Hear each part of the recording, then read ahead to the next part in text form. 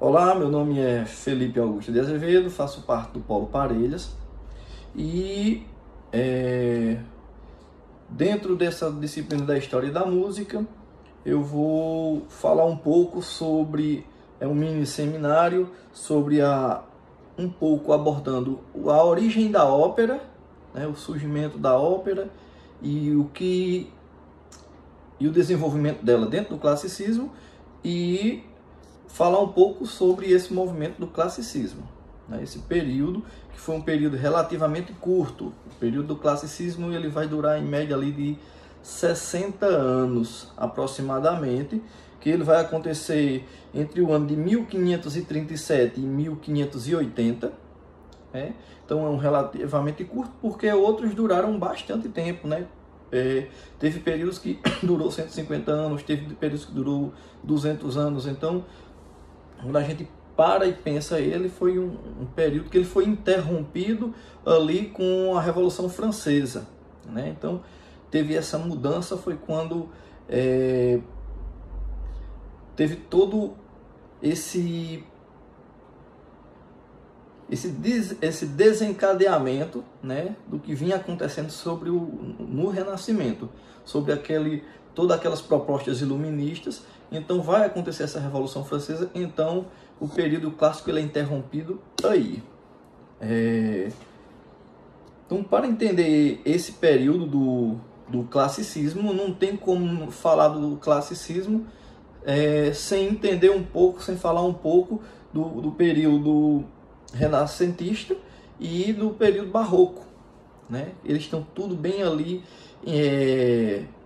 eles têm as raízes bem próximas. Então a gente tem que falar, para mim conseguir fazer esse fio condutor, eu tenho que começar falando aqui um pouquinho sobre o Renascimento, né? Então o Renascimento foi o divisor entre a Idade Média e a Idade Moderna, né? Então, esse período moderno, o que aconteceu dentro desse Renascimento? Foi um movimento, né, filosófico, foi um movimento político, que foram levando a reflexões, né? Então foi uma maturidade de alguns pensadores que estavam vivendo esse momento. Então o que é que eles pensavam nessa época?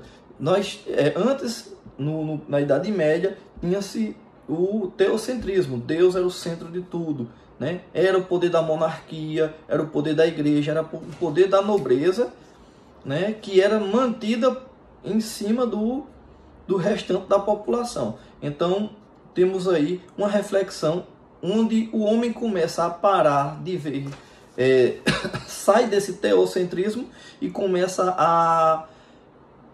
a vivenciar, a refletir sobre o antropocentrismo. É quando o homem começa a se colocar como centro das coisas, né? Ele começou a refletir um pouco mais sobre liberdade, sobre justiça, sobre o homem em si, né? Então passou-se nesse período aí a ter uma valorização sobre a racionalidade. Antes era muito abordado a fé que não questionava, e agora vem a racionalidade, né? Então nesse período aí do Renascimento vai vir um olhar novo sobre o homem, né? Então você começa a sair daqueles dogmas fechados, né? E começa agora a olhar o homem como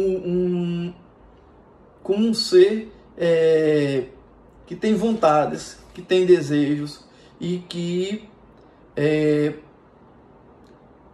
precisa de mais respostas, né? Então podemos pensar assim, foi uma nova evolução da humanidade, né? Ao meu ver.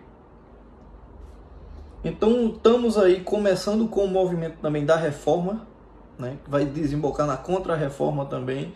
Então vai ter toda essa movimentação, vai ter o início da valorização científica, né? Quando o homem começa a confrontar as respostas oferecidas, dadas pela fé e dogmas, e começa a questionar a partir de um pensamento mais científico. Vai começar aí dentro do Renascimento.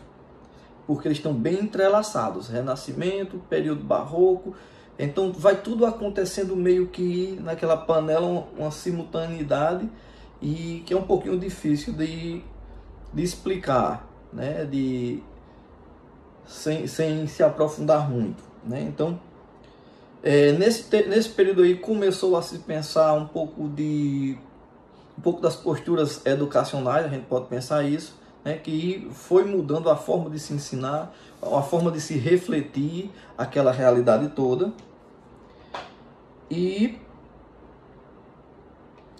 teve um movimento muito importante que foi a retomada da cultura grega, né? Aquela cultura que já tinha sido deixada.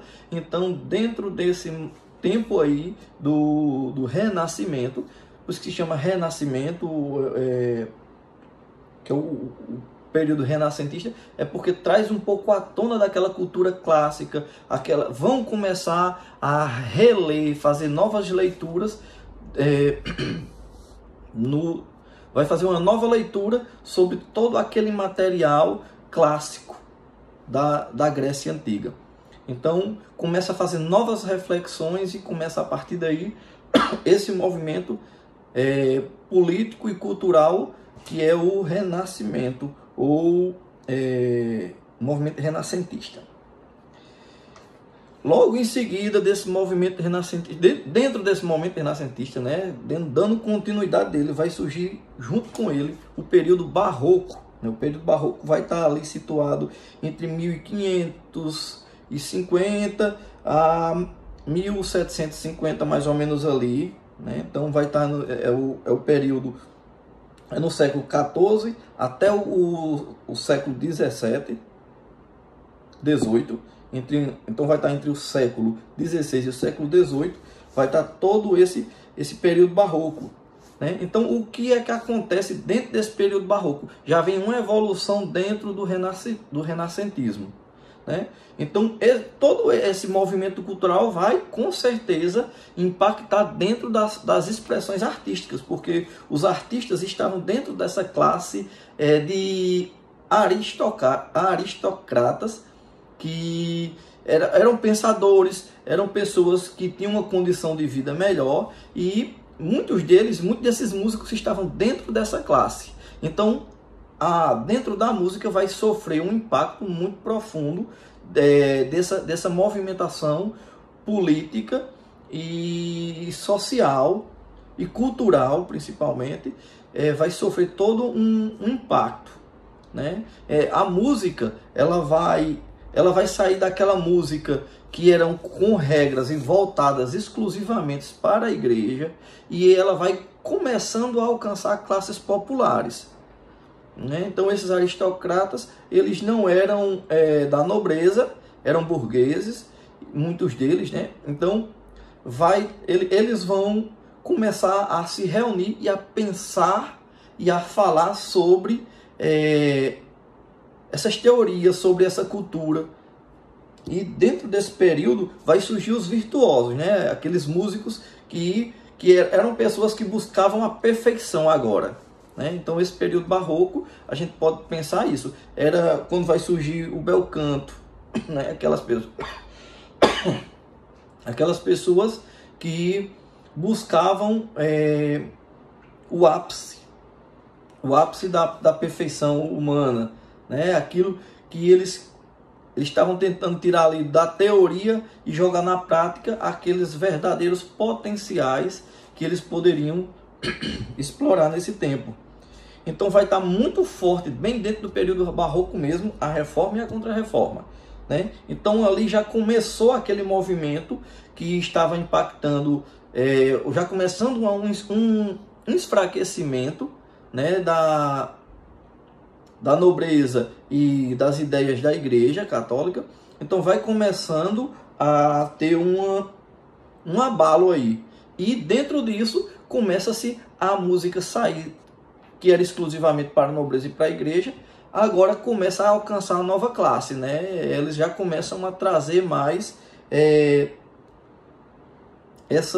as ideias que eles tinham, né? De como a coisa deveria ser, né? Então eles começam a explorar nesse momento aí. Vai ter, dentro desse período barroco, a valorização dos detalhes, né, dentro da música, agora já falando já principalmente dentro da música,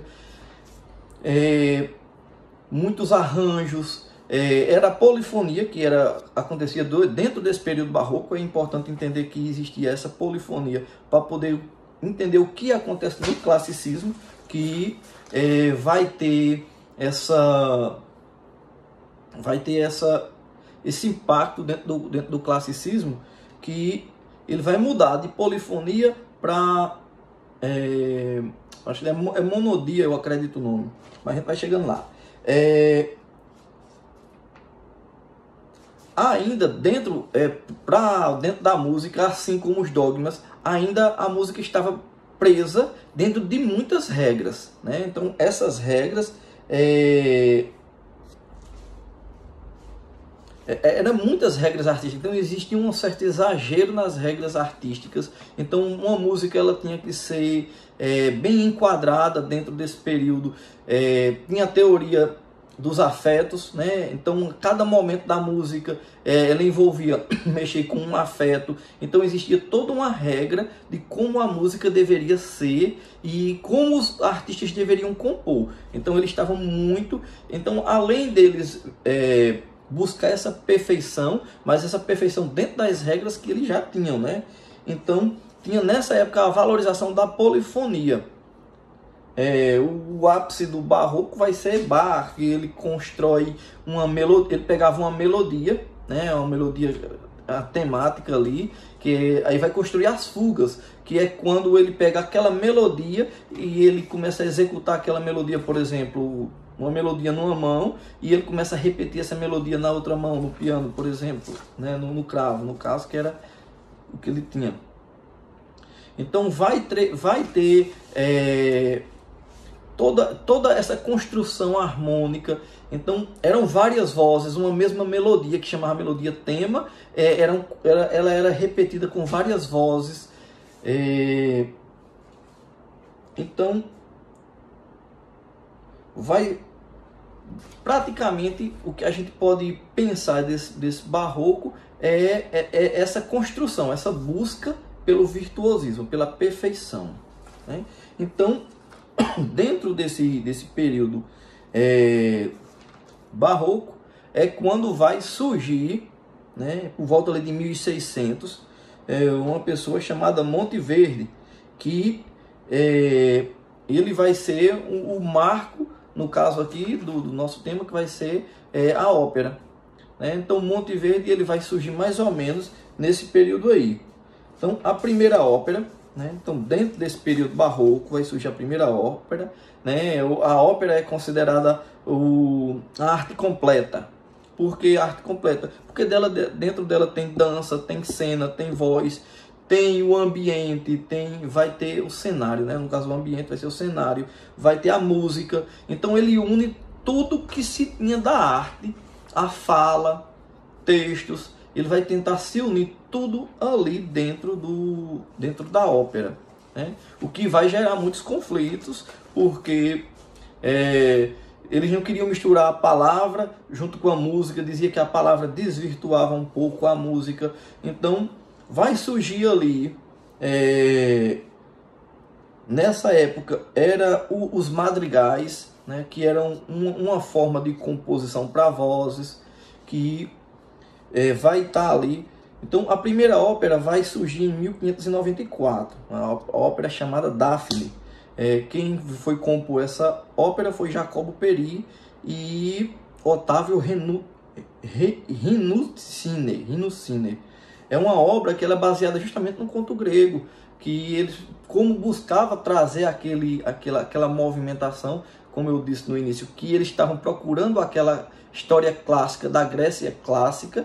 Então eles vão trazer para esse momento os deuses, os contos gregos. Então um desses contos foi justamente dentro dessa primeira ópera, em 1594. Então eles eram um grupo de aristocratas que eles se reuniam, né, lá durante esse movimento dentro do Renascimento em Florença, na Itália, né? Então, a ópera era feita em pequenos salões, né? Era aquela música era camerata, que era eram peças feitas para pequenos grupos de nobres. Então, eram apresentados em espaços pequenos, era com um número muito reduzido de músicos. Era ali o surgimento, estava começando. Então, bem naquele início ali, eles ainda usavam tipo vozes e um instrumento sozinho para acompanhar aquelas vozes.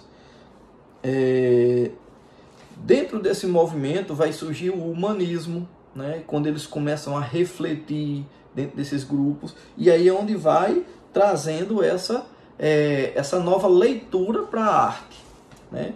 Aonde acontecia a polifonia, aí começaram a adotar a monodia e a homodia, se eu não me engano é esse o nome. Vai chegando aí. Porque muitos nomes, aí não dá para decorar todos não. Mas aí vai ter toda essa disputa, vai saindo da polifonia. Então o que é que acontece dentro desse movimento humanista, dentro do Renascimento? Começou-se a valorizar a razão, né? Então dentro da polifonia, quando ia se cantar, fazia uma mistura, uma salada muito grande. Então eles pegavam uma frase musical e eles começavam a cantar aquela frase musical em várias vozes. Então chegava a um ponto que o ouvinte não entendia, a não ser que fossem músicos muito experientes, pessoas. Então nós estamos falando aí que está saindo agora do período barroco, ou do período da Idade Média, e esse movimento do Renascimento vai valorizar isso, que é a razão. E dentro desse movimento precisava-se de entender as melodias. Então fazia uma mistura muito grande, de sons. Então as pessoas não sabiam definir direito o que a canção estava dizendo, o que a letra daquela ópera estava dizendo. Então foi necessário que durante esse período fosse, a gente vai dizer assim, enxugando. Foi saindo da polifonia e foi começando a aparecer a monodia, que é uma canção com mais presença de voz, com mais melodia. As pessoas, os instrumentos apareciam ali para fazer acompanhamentos, né? Não era o foco não era 100%, só a música. Então precisava-se de refletir. Então vai ser dentro desse momento aí que vai começando a ter esse conflito aí de ideias, né? Então a gente vai chegando aí, depois dessa primeira ópera, a gente vai dando um salto e vai chegando num dos que a gente quer considerado um dos fundadores do Barroco, que é Cláudio Monteverdi, Giovanni Antonio Monteverdi, né? Então ele vai nascer ali em 1567 e falece em 1643, né? Então ele vai ter ali em média de 76 anos, né? Foi esse tempo de influência dele nesse período barroco. Então ele foi um cara, uma das figuras das mais impactantes dentro desse período barroco, porque ele vai estruturar novas regras, né? Alguns movimentos, porque o primeiro movimento, que a gente chama-se o primeiro movimento dos músicos ali, chama a prima prática, que era a letra se sujeitava à música, né? Então eles valorizavam o som, não era a letra. Então nessa primeira prática tinha os músicos mais tradicionalistas, eles se agarravam nessa ideia, que tinha que valorizava os sons, mas a palavra era subjugada na música, né, pela música. Então, como é que acontecia? Eles valorizavam notas longas, tríades. A música era construída, ainda era polifônica, né? Eles colocavam um cravo ou uma viola para acompanhar esses primeiros movimentos aí dos madrigais. Esse sujeito, o Monteverde, ele vai revolucionar isso aí, porque ele vai sair desse movimento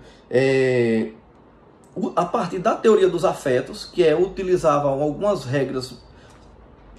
regras de intervalos e formas de fazer a sonoridade acontecer, os modos. Então eles utilizavam a sonoridade para transmitir um sentimento daquilo que eles queriam passar na música. Então, dentro desse movimento aí, dentro desse momento, vai surgir o Monteverde, e ele vai agora trazer uma nova forma de fazer música, que vai mexer um pouco nas estruturas, muito, né? Nas estruturas da música da época, né? Então, como sempre, vai ter os críticos, e ele foi muito criticado, principalmente por Artusi, se eu não me engano, era esse o nome da pessoa que confrontou ele, escreveu todo um documento, meio que não criticou ele diretamente, mas falava dele, foi o que era, porque tipo, não falou do Dono dos Porcos, mas citou tudo que ele estava fazendo. Então estava falando de Monteverde, né, criticando o novo movimento musical, né, porque com razão, porque com razão que eu digo, porque o Monteverde, ele pegou uma música que supervalorizava aquela riqueza sonora, muitas harmonias, muitas melodias, muita polifonia, e ele começou a dar uma enxugada naquilo ali para se tornar mais legível, né, e foi acrescentando o canto, né? Isso daí vai gerar impacto até na igreja, né? Então, vai ter vários tratados a respeito disso, né? Então vai ter, ao longo da vida dele, ele passou, mas ele se manteve firme, né? Então ele se manteve firme naquele propósito, na forma de fazer. Inclusive ele depois faz um documento, um livro, sobre justamente defendendo esse ponto de vista dele, que a gente vai chamar do segundo movimento. Então teve a prima prática, e depois vai ter a segunda prática, né? Então, dentro dessa segunda prática, ele vai ter as tétrades, né? É uma polêmica, porque a igreja permitia que usasse as tríades, né? As tétrades era considerado o acorde do mal, né? O acorde das trevas. Então, ele começou a trazer para dentro dessa música as tétrades, né? Ele trouxe para dentro ele vai fazer a ópera mais famosa da época dele, né? Que é o Orfeu. Ele, justamente, olha, ainda trazendo essa presença da Grécia Antiga.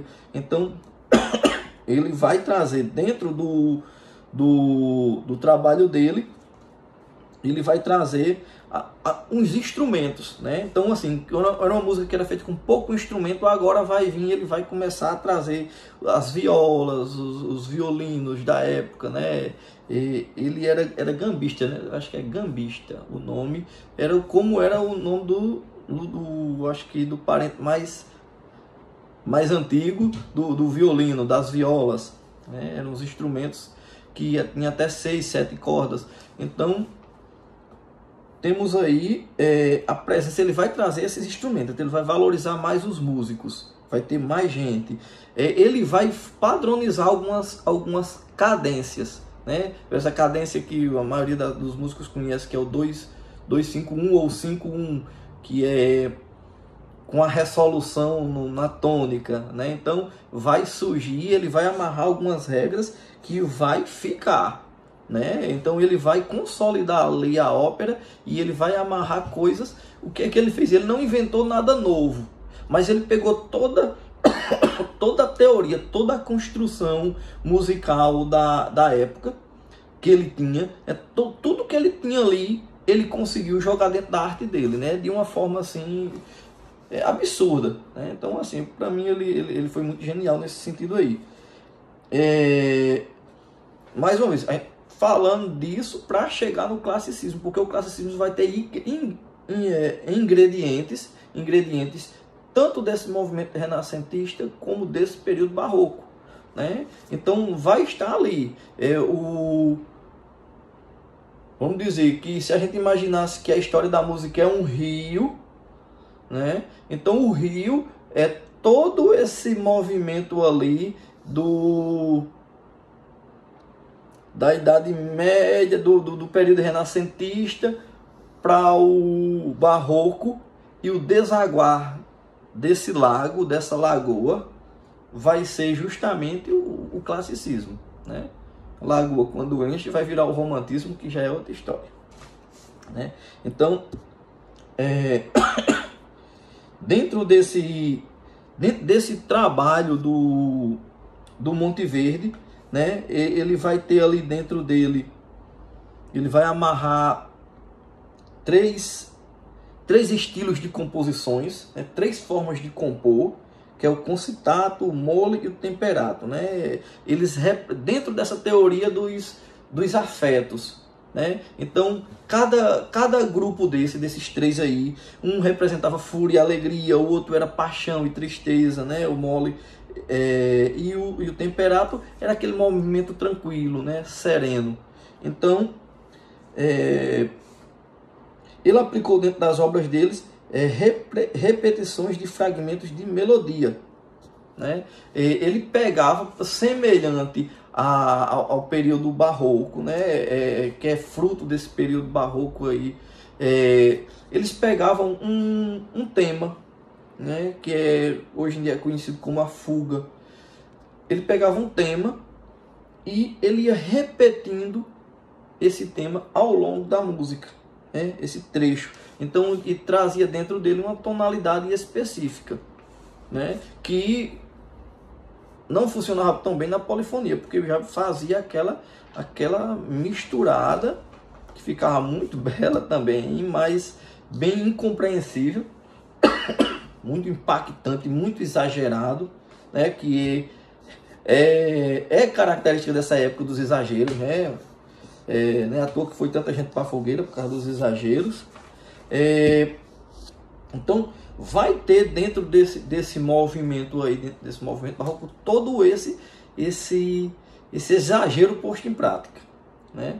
Então vai ter esses impactos desse primeiro movimento da música e esse segundo movimento que ele vem, que o Monteverde vai defender em um escrito, explicando e consolidando aquilo que ele já fez. Então, tipo, ele abriu portas ali para os próximos. Então, o período barroco vai justamente dar esse pontapé na ópera, onde vai consolidar ali, misturar música e palavras e cenas e histórias, né? Então, o cinema tem muito que agradecer esse período aí, né? Dentro dessa música eles criavam texturas sonoras, né? Então, para valorizar os cantores, eles criavam floreios, eles criavam dentro da cena. Ele trouxe muito presente isso daí de fazer o trêmulo, de fazer toda aquela textura sonora para representar a cena. Então, tipo, a trilha sonora dos filmes foi tudo movido a partir já foi acordando a partir daí. E dando esse salto, entendendo esse movimento barroco, esse movimento movimento renascentista, aí vai ter o clássico. Como eu disse, o clássico vai ser justamente esse mar, né? Passou por todo aquele período de exageros. Então eu acho que no período clássico a sociedade da época eu acho que já estava saturada de guerras, e eu acredito que tenha sido a geração do, pelo menos, não vamos curtir o paz e o amor aqui por um tempo, né? Apesar de ainda estar em todo aquele clima de revolução, eles vão prezar, né? É quando justamente essa turma de aristocratas eles começam a se consolidar, a se espalhar cada vez mais essa filosofia, né? Então o resultado do movimento do renascentista mais o barroco mais o iluminismo, né? Que ele vai acontecendo ali na sequência. O movimento renascentista vai começar ali em 1450, aí o barroco vai em 1600, né? Então já tem um períodozinho aí de tempo, e aí já nesse período, no finalzinho do barroco, 1685, ele vai surgir o movimento iluminista, né? Que é justamente esse olhar agora para a ciência mesmo, trouxe realmente o homem para o centro das questões do universo, né? Vai trazer o homem como a busca da satisfação humana, o sentido da vida, né? O Carpe Diem é o viver hoje. Então vai viver tudo aí, vai desembocar nesse tempo, né? O iluminismo, o iluminismo ele vai de 1685 até 1750 aproximadamente, né? Então é um período aí, eu acredito que tenha sido, não, vai ser mais. O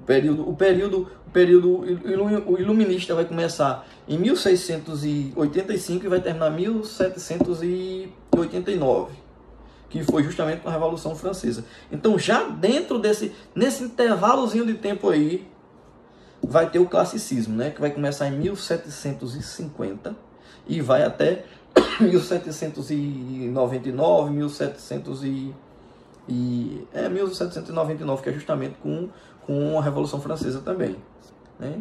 Porque, como eu disse lá no início, ele foi interrompido nesse tempo aí. Então, o classicismo ele vai durar em média ali de seus 60 anos, então é um período bem curto.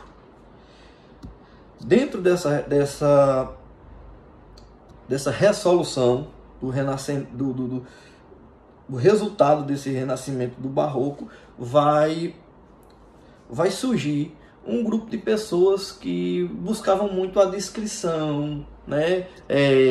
Agora existia um novo movimento cultural, né? Saíram daquela fase dos exageros, das cores, e eles começaram agora a buscar uma universalidade, uma união, né? Um entendimento mais profundo da ciência, da natureza, né? da universalidade das coisas, né?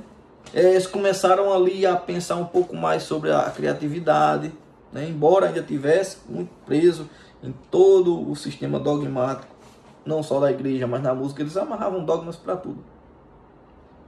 Uma coisa terrível. Mas tá bom. Valorização da criatividade, né? O equilíbrio, né? Eles procuravam agora o equilíbrio. Como fazer a coisa acontecer sem esse desequilíbrio, sem esses exageros todos. Então, eles procuravam dentro dessa nobreza, dentro desse grupo aristocrata, eles procuravam agora mais suavidade. Então, isso vai refletir na música, né? Eles procuravam o desenvolvimento da ciência, né? Dentro da linguagem, foi onde começou a surgir as rimas, né? A uniformização, os decassílabos, né? Falar as palavras, a metrificar as coisas. Então buscava-se equilíbrio, né? Eu acho que é justamente um reflexo desse exagero vivido na Idade Média, e aí vai procurando agora uma forma de se equilibrar as coisas. Dentro desses movimentos vai começar a surgir, né? As sonatas, os quartetos de cordas, os minuetos, as sinfonias, os concertos, tudo uma forma de racionalizar, né? Antes as óperas eram imensas, né? Durava de 4 a 6 horas, então começaram a fazer dentro das obras para prender um pouco a atenção das pessoas. Eles começaram a fazer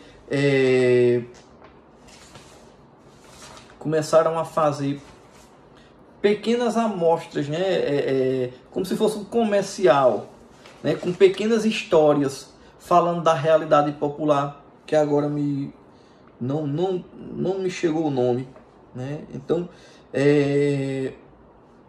dentro desse movimento de calmaria, que a calmaria relativa, aparente, que seria esse movimento dentro do movimento classicista, né? Porque é justamente onde eles vêm tentar realmente colocar em prática aquela vivência da cultura grega, né? Então vai desembocar tudo aí, dentro desse período. Então, dentro da música, né, vai surgir dentro das óperas esse reflexo. Então, dentro das óperas vai se preservar, que é o que a gente vai ver aqui com algumas obras de Mozart, que é quem eu vou fazer uma breve abordagem, né? Dentro desse período clássico a gente vai trazer o Mozart, né? Então, já falando um pouco dele, o nome dele era Johann Chrysostomos Wolfgangus Theophilus Mozart, Amadeus Mozart, né? Ele viveu pouco tempo, ele viveu 35 anos, de 1756 a 1791. Então, ele vai ser esse músico da idade, é um músico, para mim, é o mais marcante desse período clássico, porque ele vai trazer todas essas regras ainda presentes na música dele, vai trazer a suavidade, a racionalidade dentro das suas melodias, porque agora as melodias tinham que ser mais racionais, as pessoas tinham que ouvir e compreender essas melodias, e Mozart vai trazer isso de uma forma muito criativa, né? Dentro da música dele. Ele vai ser fruto ainda dessa educação ali do barroco, mas ele vai expandir, porque Mozart ele é um prodígio dentro da música, né? Foi um cara que ele não teve tempo de amadurecer a música dele, porque um cara com 35 anos de idade, ele, tipo, se comparando com Bach, que viveu 65, e com tantos outros que fizeram uma vida, que tiveram uma vida longa, ele vai ter ali super explorado, né? É uma reflexão que a gente pode fazer sobre a exploração infantil, que naquele tempo não se falava nisso, né? Então eu já imagino ele com saudade de casa, né? Eu já consigo imaginar ele tendo que trabalhar desde muito cedo, porque ele foi explorado, ele foi um talento descoberto. Então criança é criança, então ele vai ter os momentos, isso daí vai refletir na idade adulta dele, que dizem que ele era um cara dado às festas, né, e morreu por causa disso. Mas eu acredito que ele foi um cara que teve as etapas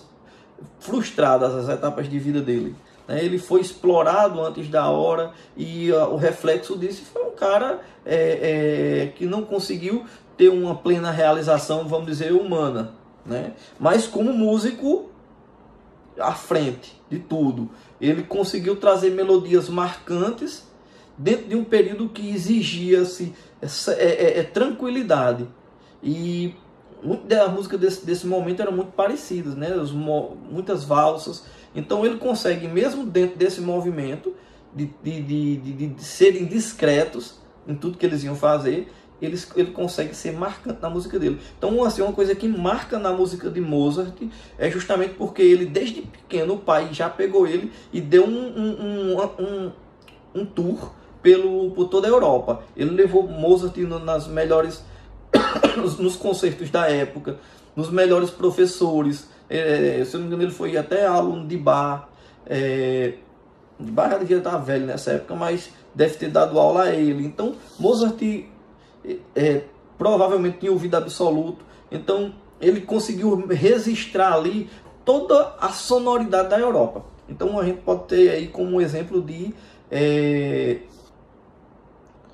superexposição, né? Não sei se poderia se dizer isso. Mozart, ele vai trazer dentro desse movimento aí todo essa leitura da música da época dele. Ele consegue viajar, então ele consegue trazer e absorver todos os movimentos sonoros da época dele, né? E consegue trazer para a música dele. Então, ele escreveu diversas óperas, né? Então, uma das coisas presentes dentro da ópera dele, por exemplo, teve o Fígaro, né? Pequenos momentos de comédia e de drama, mas ele trazia dentro da música dele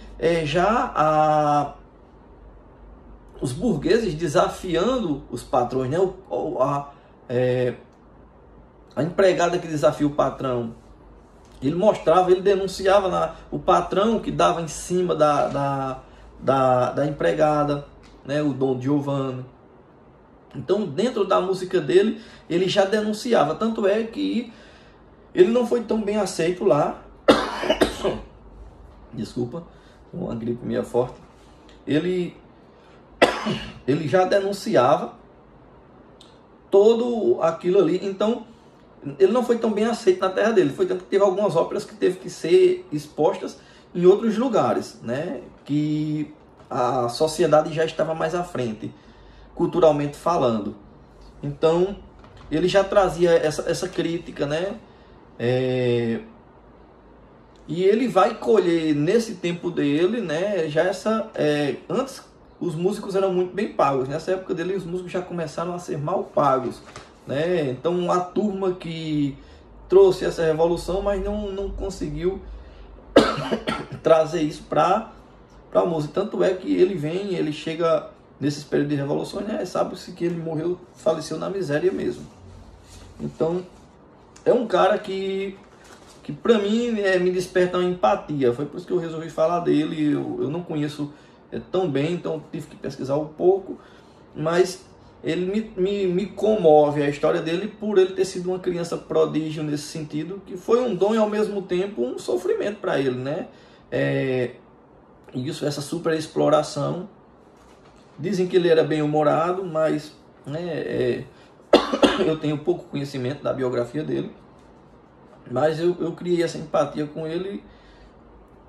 Nunca tinha parado para pensar, resolvi parar para pensar um pouco e refletir com esses pontos, né?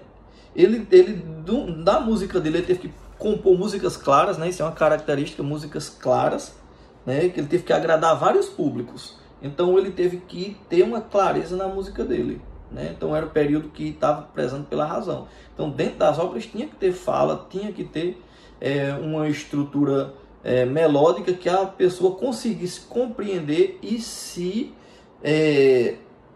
movida por aquele sentimento, né? Então ele consegue de uma forma brilhante trazer isso. Se ele tivesse vivido mais, eu acredito que ele tinha feito uma revolução sonora na época dele, né? Quem sabe ele tivesse até aí, né? O próximo período vai ser o romântico, só daí sabe o efeito que ele teria criado dentro desse período romântico, né? Se ele tivesse vivido mais.